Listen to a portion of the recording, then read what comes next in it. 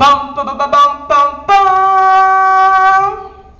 The poet Kevin Carl Harris Jr. will now courageously make an attempt to argue the laws of format. So let's closely watch him as he embarks on his mission.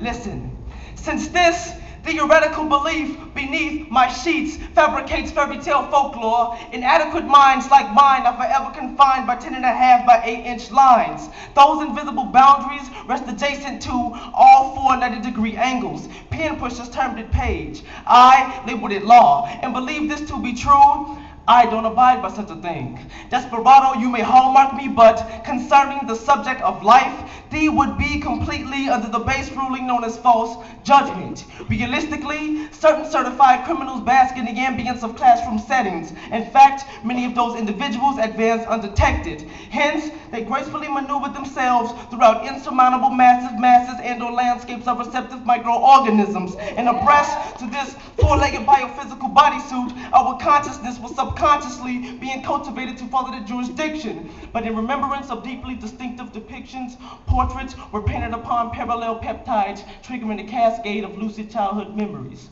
But the younger me was repeatedly told, Kevin, remain inside the margins.